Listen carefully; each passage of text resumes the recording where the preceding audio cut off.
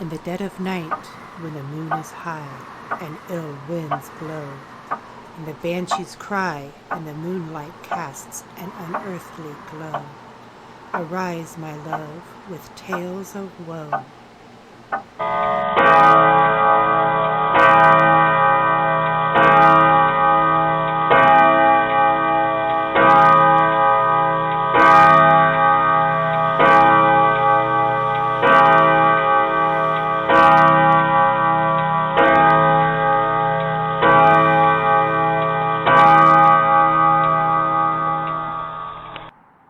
Good evening. It is 12 midnight, the paranormal hour. Welcome to Ghost to Ghost. I'm your host, Chief Lawson. Ghost to Ghost is a podcast to discuss all paranormal and parapsychology subjects. You can find Ghost to Ghost on all major formats, so tell your friends, tell your family. Come listen to Ghost to Ghost. Good evening, ladies and gentlemen. It is the midnight hour. It is the time for Ghost to Ghost. Tonight's topic, shepherds. And I want to say this is our Christmas special for 2024. Tonight's guest is Heather Lawson, our case manager and podcast director. Hello.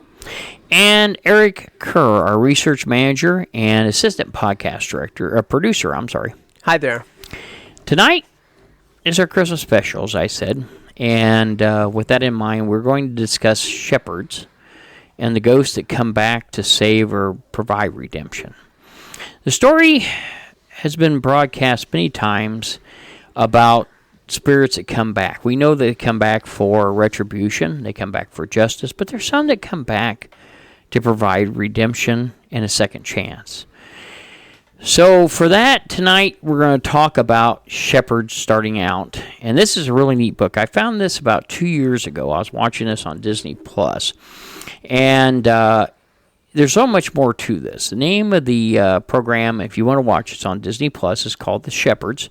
It stars John Travolta and another gentleman, which I have no idea what his name is. So, I apologize immensely. But the story was broadcast nearly every Christmas since 1979 in Canada and on the CBC radio network, and that goes into England. And the program was As It Happens. It was read by Alan, and I'm going to say Maitland is his last name. Yes. It sounds good. Yeah, that's right. It's Maitland. Okay, that sounds good to me. The recording always airs on the last episode on or before Christmas Eve. So, we climb into the cockpit with Ghost to Ghost as our head out over the North Sea in our look at Frederick Forsyth's short story or novella, The Shepherd. The year is 1957. An RAF pilot is headed home from Germany to Christmas. Fog sets in, and all communications are lost. Charlie Delta, preparing for takeoff in T-minus 60 seconds. Buckle up. It's time for the Shepherd.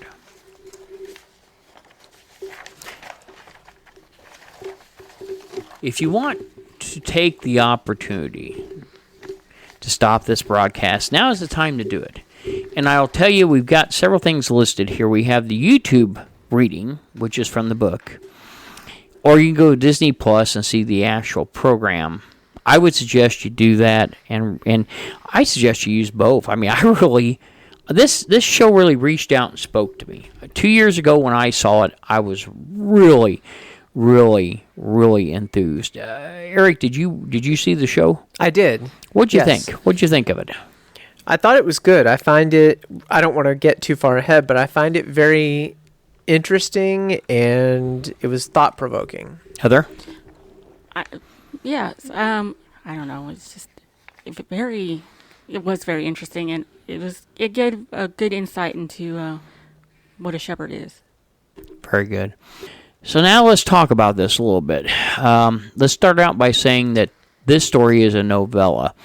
And for those that don't know, novellas are short novels. Okay, so that means they're not always truthful. They don't always relate to a true story as a basis. So did this occur? And I know Eric and I had talked a little bit about this when he was researching this, and that's a good question because we really don't know. I mean, it leaves us neither here nor there. Everything I've read, I wasn't able to contact Mr. Forsyth, but everything that I've read, it really doesn't say. It doesn't say. And as we're comparing the two, keep in mind that the movie's only 39 minutes. It's short. Very short. The book is 54 pages, and when I used to write film screenplay, it's usually 1 minute per page. Okay. So obviously, there's some things in the film version that don't really show up, and so that creates even more questions. Well, and I'll tell you, and I don't want to take away from the research that Eric has worked very hard to do on this, but, some of the things that brought up, they really wanted this for a main feature. And it happened during COVID. Of course, COVID changed everything. So, here we go.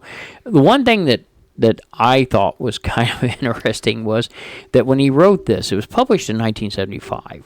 And, this author, Frederick Forsyth, he actually wrote, and I know that, certainly Eric did the research on this, and this is what I found really astounding. He wrote The Jackal and the Odessa File. I remember going in the 70s and seeing the movie, The Odessa File. I remember going out. We went to a movie theater on Shadeland Avenue. It had rocking chairs. It's now a plumbing supply. I should point that out. But anyway, all that said and done, I remember watching that. It was great. It's hard to believe that, this is attached to the same author. It was 39 minutes in the film they made on Disney Plus. John Travolta stars, and as Kavanaugh, it was originally scheduled though before COVID to be a full-length feature. Couple things I want to put out, and then I'm going to turn this over to Eric to explain to you. The author Forsyth, Frederick Forsyth, was served in the Royal Air Force, and he flew a de Havilland Vampire. These are pretty cool jets. This brings me back to the 60s. It was one of the aircraft flown in the book. He joined, and help me out here, is it Rotiers or is it pronounced Reuters? Reuters, I thought it was actually pronounced. In 61, and then the BBC in 65 as a diplomatic correspondent. Forsyth wrote in his book, The Buffalo Story, in 1968 and 2015, but the thing that got me was he revealed he was an MI6 informant for 20 years. And the funny thing is he claims he got paid nothing for it. Yeah. So. Oh, my God. Nowadays, there's a lot of people, and I don't think this is known universally, that the CIA and so forth have operatives, and some are very simple people. They want to help be good patriots, and they want to do what's done, and they really don't know what they're doing. They're just told what they need to do, and they know it contributes towards some cases being worked on. So, maybe he was part of that type of, situation. I don't know. He could be. As much of a patriot as you are, it would be nice to get paid, especially if there's the potential to get killed every day. With the risk, yeah. Go ahead and take it. Yeah, take it from there, Eric. Tell us a little bit more about him. Sure. So, as Forsyth explained in the foreword to a new edition of the story, it was written as a gift to his wife in a single afternoon, is how he wrote it on Christmas Eve, 1974. I'm trying to get my second book out. I have trouble writing a chapter in 2 days. And my God, he did this in an afternoon. 54 pages, yeah. Wow. Well, 54 pages is basically a chapter in a regular book. Yeah, but I'm just saying, in an afternoon, hell, I don't get that much time to even sit down and write. But if I did, I don't think I could make that. I would assume he got uninterrupted time. They did not have cell phones back then. He was not on Google or Facebook. There you go. Probably didn't have children at that point. Yeah. Probably if you don't have kids, even with the dog, and you go to a cabin up in the woods and there's no one to disturb you, you get a lot done, let me tell you. Yeah. So, since he was in the Royal Air Force, the story itself actually draws on his first-hand experiences as a national service pilot. And as you mentioned, he piloted the de Havilland Vampire, which was the plane that was flown by a character that was untitled, actually. Yeah. He had They never absolutely really no title. told his Only name, as did they? the shepherd. He is actually known as the Vampire Pilot. Oh, that's right. Yeah. Yes. The Vampire Pilot. They never really So. tell. Even We all reports just to his call him the commander shepherd. for the opportunity to fly Yeah. this mission. Because, the thing is, he's going home to his girlfriend. Yes. So he figures if he can fly over the channel and be in England, he can go down and see her. So this is his motivation, but they never tell his name. They tell his girlfriend's name, but not his name. Right. He's the Vampire Pilot. And that's all there is. It's literally all he is. And that's why it's okay you don't remember his name, because he didn't have one in the film either. So there you go. So He was never named in the film. So he was flying from northern Germany, where he was stationed at RAF Cell. So that was in northern Germany. Yes. And he was going to the Royal Air Force Base in Lakenheath, which is in the Suffolk area of England. And for the record, I've been there. That's one of the areas I visited. The Suffolk Lodge provided me a honorary membership, and they gave me an apron, which is a long story for that, for the Freemasons out there, but neat area, very neat. I mean, I'll tell you, if I ever get to go back over, I want to try this. I don't know if any of the brothers will help me out. But, there's a lot of abandoned airfields over there that have never been over here. And you would think with England being smaller, it'd be more of a grab to get any footprint they need. You think because they'd of space. reclaim the land? Yeah, You would most think certainly. so. But We they do. don't. Yeah, they don't so much over there. So yeah, most certainly. Go ahead. So this is Christmas Eve, 1957, and so for him to fly from Cell to Lakenheath, it's supposed to take about 80 minutes wheels up to wheels down.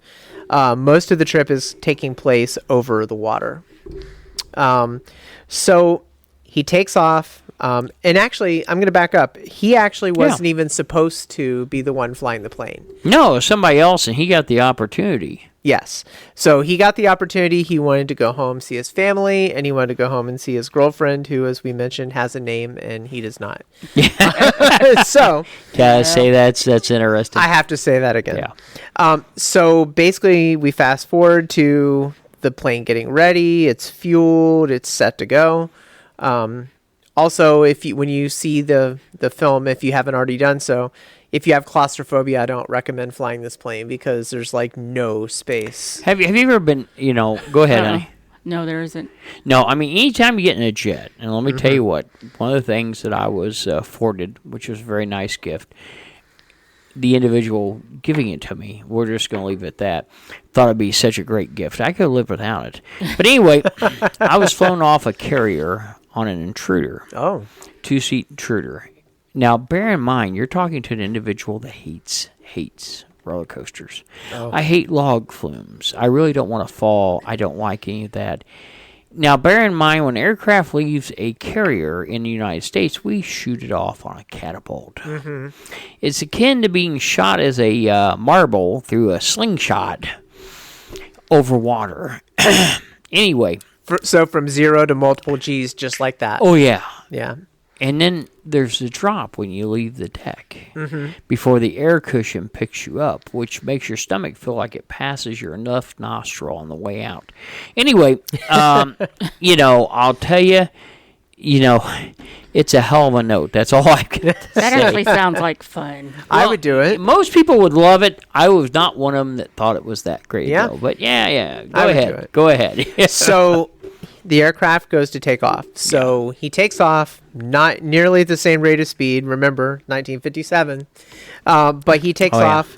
The goal is to ascend to 27,000 feet. Yep. So above the clouds, above any And for most people who layers. don't know, most aircraft, especially commercial, fly between 30 and 36,000. That's their cruising attitude. Gets them above storms and problems and so forth. Usually pretty smooth there. But back then, they did not. No.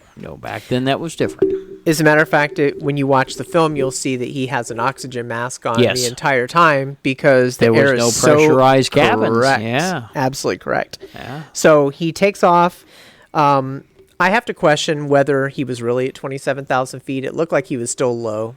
Yeah. But we're in the movie? gonna go with it. In the movie? Yeah. Yeah. So he took off, ascended to 27,000 feet, and not long into the flight, the instrument started malfunctioning. So his altimeter was the first thing to go. It started spinning in every possible direction. So he didn't know where he was headed.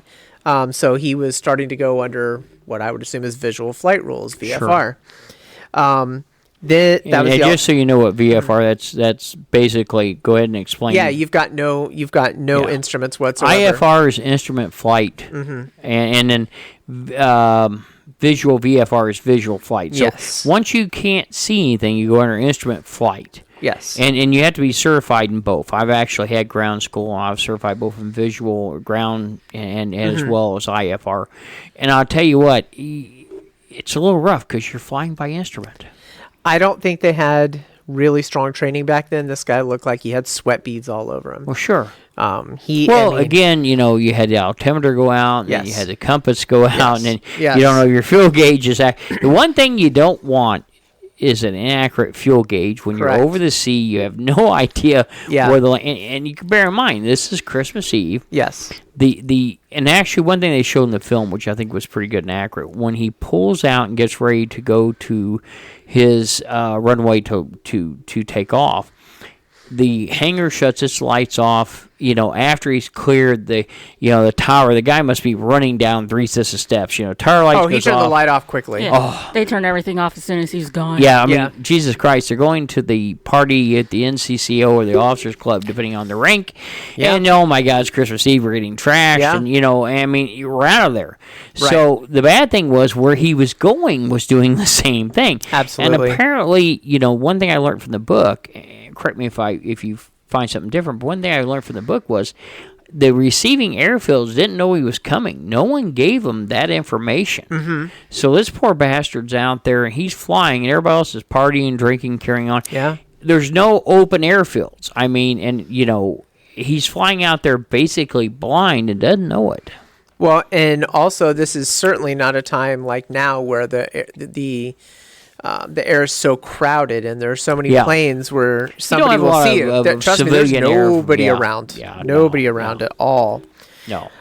So we're going to go to the fact that now he's got no instruments. Yeah.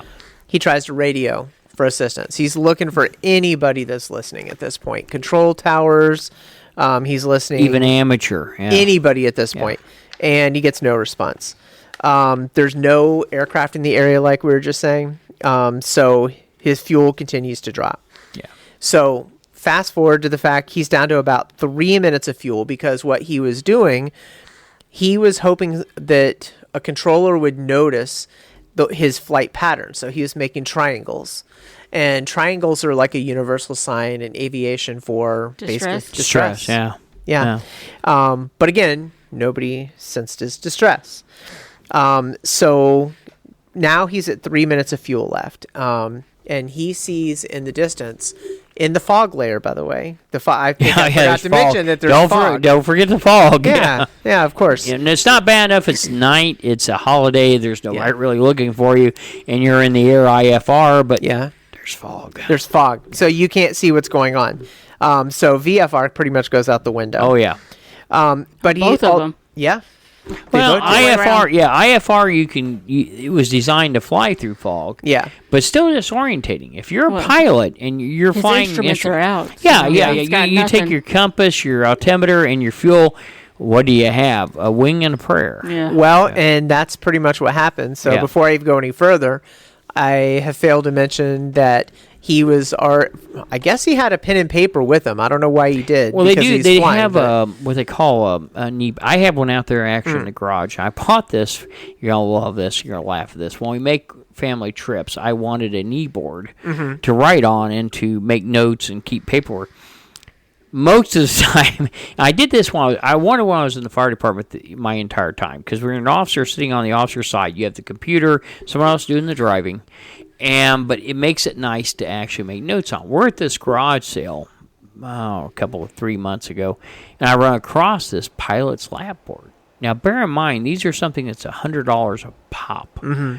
The guy looked at me and says, "Give me $2 for it." I thought, hell yeah. Oh, I'd do that. And I have it out there right now. I can show it to you. It's actually a clipboard. You can put stuff on it, but you can put notebooks. It has its own light. It has a storage compartment. Because you got to remember, these guys are seated. They can't be moving around. There's no space. So everything is done. That is their desktop. Right there is on their right or left knee, depending on which. And generally, whoever had it attached to them, it was going by the dominant side. So if they're right-handed, it was right knee. If left-handed, left knee. So that's usually where it worked out. Well, he was using that desktop. He was pinning his goodbye letter to his girlfriend because he didn't think he was going to see her again. Yeah. He actually had taken the oxygen mask off and was pretty much resigned to the fact he was going to have to eject. And if he didn't, he would crash. And if he did eject, the North Sea is going to freeze him, like in a record time. Either way, he was going to freeze. Yeah. So now, all of a sudden, in the horizon, he sees this plane So he gets very excited and puts his mask back on. So the plane flies towards him. He attempts to radio the aircraft, and there's no reply. So nobody can hear anything this guy is saying. So he's out there trying to radio to an audience, but it's malfunctioning. So fast forward to the pilot coming towards him. It's a World War II era de Havilland Mosquito. So again, that plane would have been 15 plus years old at that de point. Havilland in England is like our Boeing or Lockheed is here. Yes.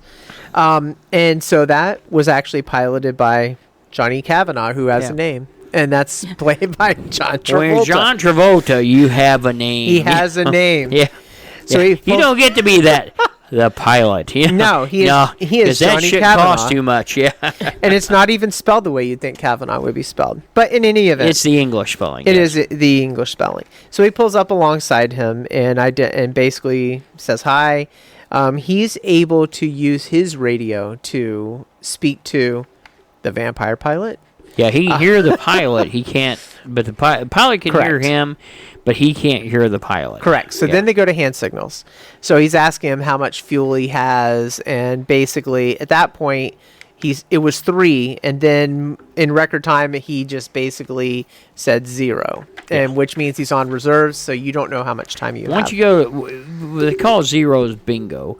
So when they give the signs, it's 3.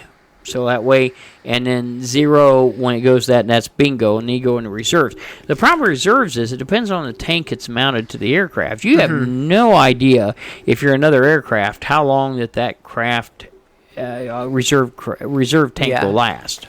Correct. So basically, he tells the pilot to follow him, and he'll take him in and land him safely. So he does that. And he goes down through the clouds, and then as he lands, he disappears. You're led to believe that he probably glided in. Yeah. He probably had 0 fuel. Yeah. Fumes. Yeah. Absolute fumes. Yeah. So it's interesting because he thinks he's landed at RAF Lake and Heath. Yeah, but Heath. Yeah. but he's landed at RAF Minton, and for the record, RAF Minton is made up. It doesn't exist. Yeah. It's Well, it was in makes another sense. book. Yeah. Honestly, I watched a couple of specials not related to this that have dealt with RAF bases that have been exhumed from World War II, and there's a couple of them that came up. They've been pretty interesting in the artifacts they found, because basically at the end of the war, the British were very no nonsense. Let's just plow them under, we forget about it, we move on. So there's a lot of fields out there that are farmers' fields that have once been RAF fields. Yeah. And I mean, that happens. I mean, NAS Glenview, which is here in the United States, Naval Air Station Glenview, is now a shopping center. Painfully, it's a shopping center. Yeah. And they've turned the control tower into a decoration top of the strip mall. That's a little hard to accept. But anyway, I'm just saying, harsh. it happened. Yeah, no lie. It just happened. So, anyway. I think a farmer's field is a little better. Yeah, I actually At go least with a it's- farmer's field a lot better than I would a shopping mall. I'll tell you that. Yeah, but anyway, go ahead. So, frame of reference, the landing strip is lit. Yes. So it's illuminated. Yes. So when he lands, he's expecting to have like emergency vehicles. Sure, that's fire a standard truck. thing. You have emergency vehicles. You have your control master that will be in one of the vehicles, and they will be down there as well as the control tower personnel. Correct. Well, what he was greeted by was an old guy in an old car. Yeah. That's pretty much what he's got. That's it. Yeah. He's got absolutely nothing else. So, again, his name is Flight Lieutenant. So, as you can tell, they didn't waste any time. And that's in the book, not the movie. Yeah. Correct. So, he meets him at the end of the runway. He's dumbfounded. He tells him he's not there. He's at a different facility, so RAF Minton. And so, basically, he's shell-shocked. They take him to the lodge, if you will, And so they take him in. They give him. And this is squadron barracks. So, I mean, Yes. you have your rooms. You have a usually an officers club or NCC, which, let me tell you, British or American, all pilots at that time. No, okay, let me correct that. Most pilots are commissioned officers. In the Army and I think the Air Force, some of the helo pilots are warrant officers. Yes, helicopter pilots. Okay, helicopter. So, I mean, but for the most part, you're talking commissioned officers. But all Yeah. jet pilots are officers. Yeah, so you're going to have a officers club and you're going to have your berthing quarters and everything. So he's taken back to there. Yes. And by the way, the one in the movie, I'd love to have that back bar. I mean, I got to tell you, I'd love to have that. That's a beautiful back bar. Go ahead. So yeah. So now he's at the flight squadron headquarters. So there's a little bit of a difference. So in the book, they stop to turn off the landing lights on the Yes. runway, and in the movie they do not. They just continue driving. In the book, he's given a hot meal and a chance to call someone to come get him from RAF Merman St. George, Yeah. which is where he was actually authorized to land. In the movie, he was given something to eat. Yeah. I can't identify what it is. I have no idea. I have no idea definitely where he got it. It definitely wasn't eggs and No, no. it was not a fry out. no. That's for sure. Yeah. Also, the steward / flight lieutenant, whatever you want to call him. They're never in the same room together. No. Well, they No. wouldn't be. No. There supposedly is a cook. You never see the cook. But they produce food. Yeah. Well, they produce food, and more on that in a moment. Yes. Stay tuned. So as he's warming up by the fire, there's a nice fire set up for him to get him warm because it was a cold night. He looks over on the mantle and he sees a picture of someone very familiar. He sees a picture of Johnny standing in front of the mosquito. Nice black and white photo, and he tells the steward that Johnny was the one who led him home. So I hate to say this, but John Travolta looks better in black and white. yeah, that's fair. Yeah. I'm just That's saying. fair. Okay, but go ahead. Yeah. So the steward told him that's not likely because he actually is dead. Yeah.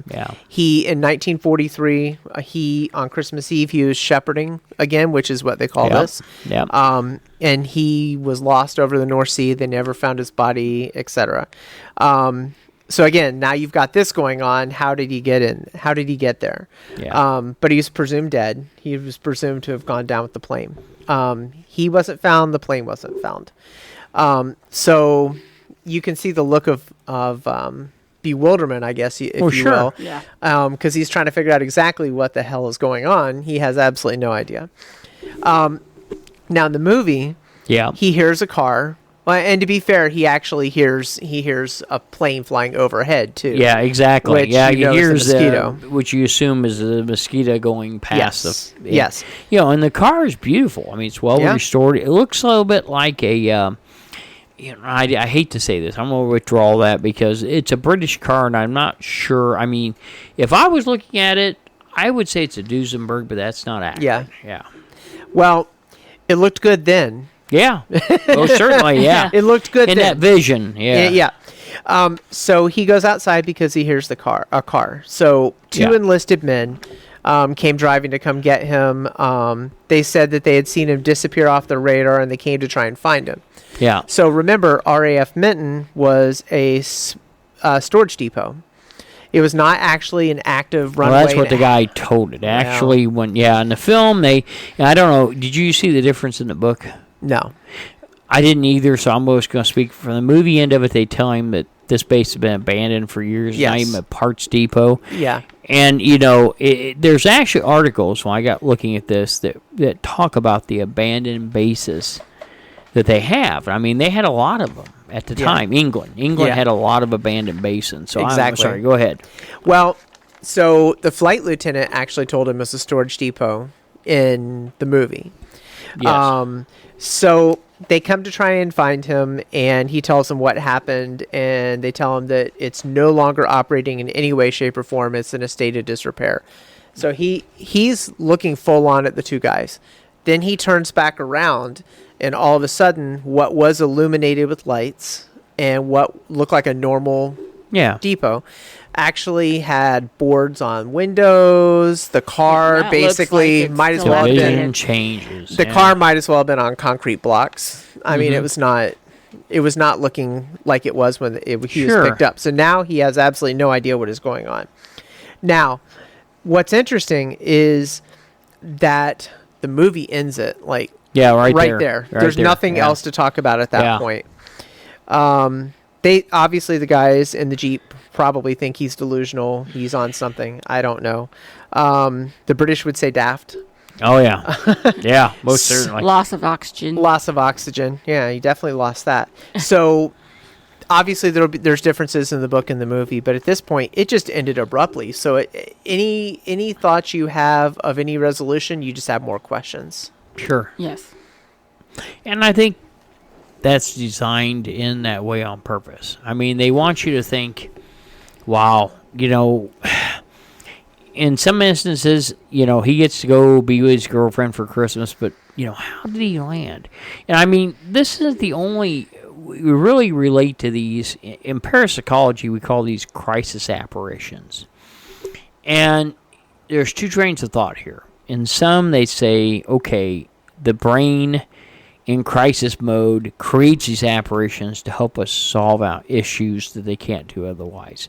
On the other end of the stick, we say, okay, these are real ghosts that appear to help us pass these insurmountable odds to survive. So, I mean, either way, you look at it and say, okay, wow. But I think that's one of the impact points of this literature is to know that when it ends, you have to sit and decide what you think. Agree? Yes, it leads you to make your own conclusions. Yeah, I really Basically. believe it does. I really believe it does. And one of the things that I thought was interesting was when they made this movie, they reached out to John Travolta. One of the reasons he took it was apparently he had a emergency, and this wasn't in a vampire. It was in a large jet, and I'm going to say it was probably a passenger jet, like a 757, 707, or 737, whatever the case was. And it was during bad weather, and they had an electrical issue that put him into an instrument outage. And he didn't have a clue. He was in the same place this vampire pilot was at the time. So I think he had empathy and he had feeling toward the fact that he realized what it was like to be in this pilot's seat, if you will. So I think that made a big deal on his ability to do the Havilland Mosquito pilot and Kavanaugh, and to be able to bring that back. I think that crisis apparitions have existed for a while. I'm going to throw a couple things out. Is there anybody wants to put anything on this before we move on? I do. Oh, please. Are you Yes, referring yes. to John Travolta's large jet? Yes. Well, he has two or three. He has, but Well- the largest one's a 737, I think. Nope. Actually, I'm gonna 757? add something to this Go, because please. it was a Boeing 707 that used to belong to 707. Qantas. Okay. And the reason I know that is because John Travolta currently lives at Jumbo Lair, which at one point was next door to my family's property Really? in Florida. That's where I grew up. Outstanding. Okay. I could literally Now see he lives in Florida. I always thought it was Yes. California. Nope. Oh, Nope. okay. Okay. Ocala, okay. Florida. Okay. Ocala, Florida. Yep. Okay. I could literally see the runway from my house. Okay. Like literally right there. Yeah. So it was a Boeing 707. He actually has a commercial pilot license. I know he does. I knew he had a big jet, a smaller Yes. jet, and several other smaller aircraft. Yes. His house actually has a skywalk. It goes out to the aircraft. It's an 8,000 square foot. It looks like an airport terminal. Oh, yeah. It does. It really does. Yeah. Yeah. Well, Yeah. it would have to. Yeah. Yeah. Oh, most certainly. Yeah, most certainly. Now you're probably going to ask, this is in the middle of nowhere. Yeah. You're probably wondering how he was able to land his plane there. So that I'll bite. runway Yeah. was, okay, I'll answer that one. Okay. I was there when it was built. Yeah. It was originally part of Arthur Jones, who owned Nautilus. He owned really? he owned the property. Okay. He had a zoological license, and Okay. so he used to fly large cargo jets with like lowland gorillas Yeah. and things like that into that airport. It's a 12,000 foot runway. The biggest plane to ever land there was a Boeing 747. So it's Wow. You're talking It's good. big. It's It's rated. capable. Yeah, it's quite Yeah. capable. Yeah. Yeah. Well, I knew, one of the big fans I have for a movie, he being a fire chief, retired, is Ladder 49. And probably one of the most expensive, and we'll cover that in another episode. But anyway, certainly I knew he flew a lot, and I didn't realize he had any of these issues. I seen the layout of his house, which looks like you're right, it looks like an airport terminal on one end. I mean, he goes out to all these jets, and I knew he was big into this, but I really didn't know how much, or, I really till I got more reading. And, certainly he is quite an accomplished pilot, you know, and, as you get older, one thing I like to interject, and if you haven't seen it, and I hate to pick on, Harrison Ford, but one of the greatest small aircraft every owner wants is the Havilland Beaver. And I mean, my God, these things are built like Tonka toys. You can bounce them all around. They survive. Everybody wants one. So Harrison Ford buys one. And I'm going to tell you, I'm 58, so I mean, I'm in the advancing years, but I mean, he's older than I am. He got confused.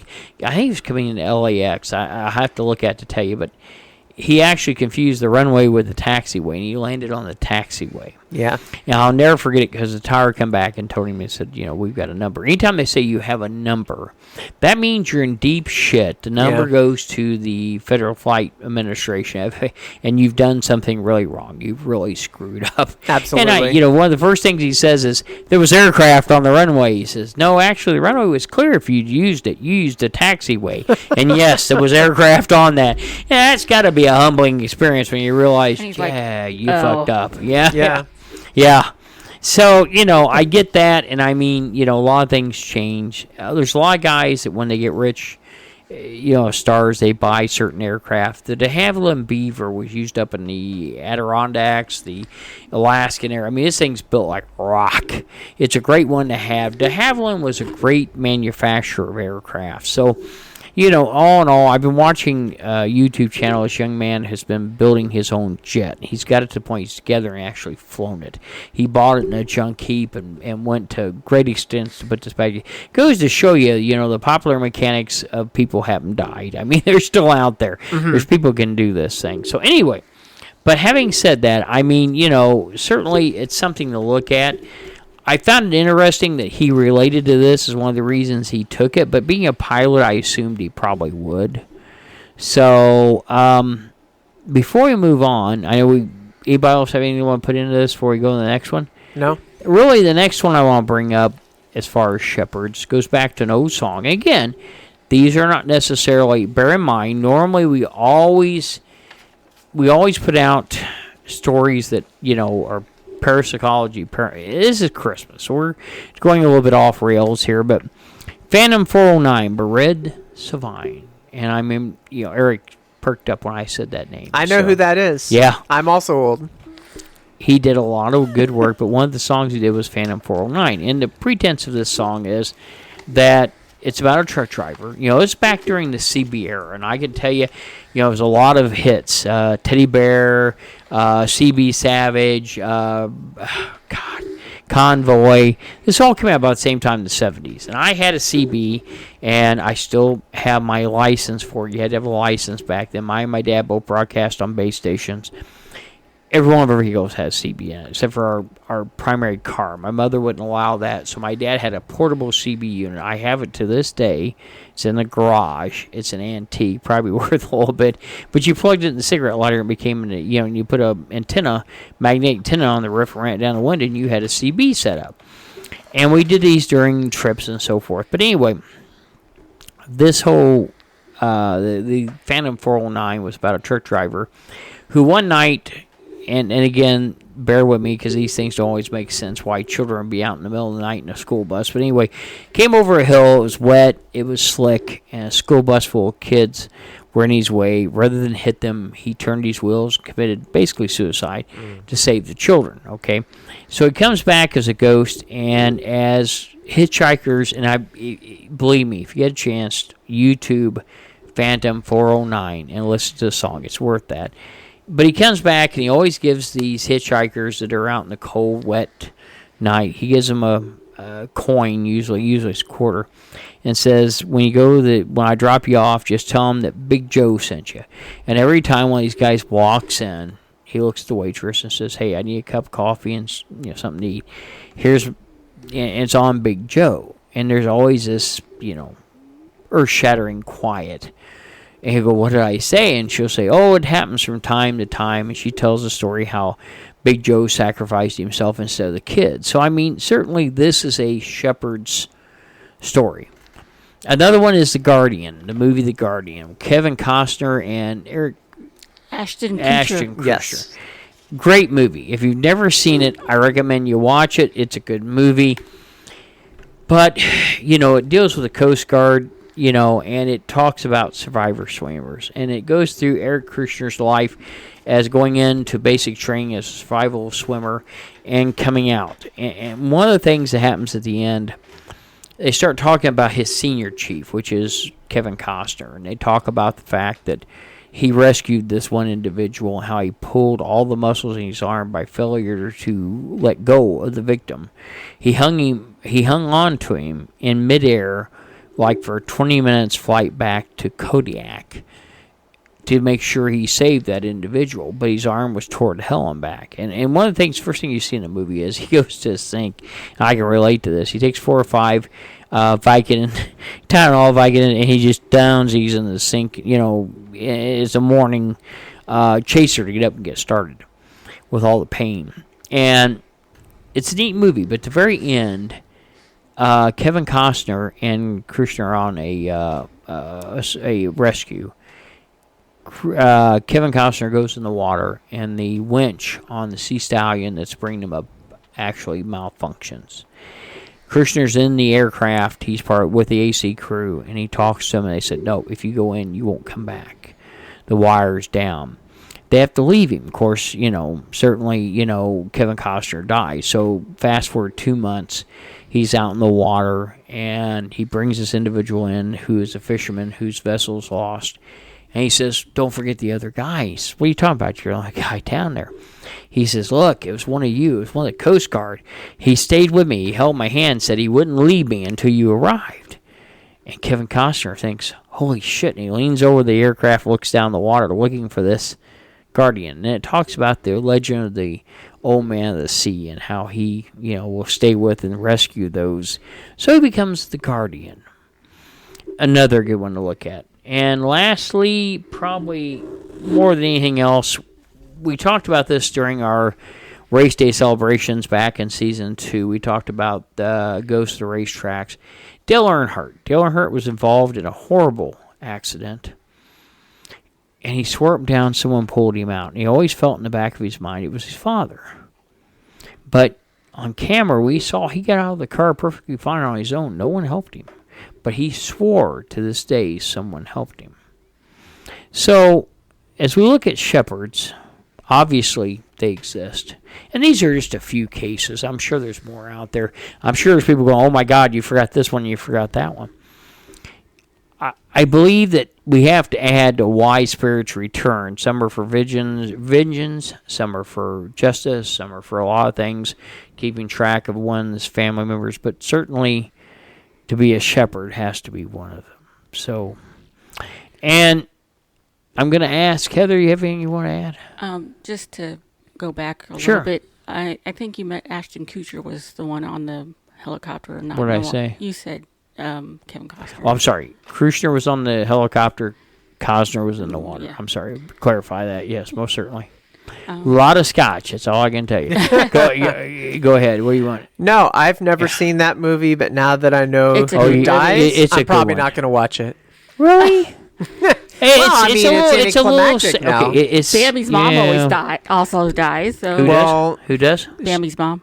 Did she end up on a dinner table? No, but I would have done I mean, venison. I mean, I've actually paid for that. Well, There's anyway, a yeah, hunter never in the mind. background. I mean, where I grew up, so she would have. you Venison can sausage. I'm just saying. Yeah. kind of. But Yeah. no, I tell you what, guess it's worth that's where she's watching going. because one of Yeah. the best things in the beginning, Kushner plays this high school champion who's turned down all these possible, school scholarships to be there. And it doesn't impress the senior chief. And oh my God, the one speech I remember distinctly, he's walking up and down and says, oh my God, you were in a pool and it's such a danger. One of the other swimmers could have crossed the lines and possibly cost you your life. It's not like you were in the open sea.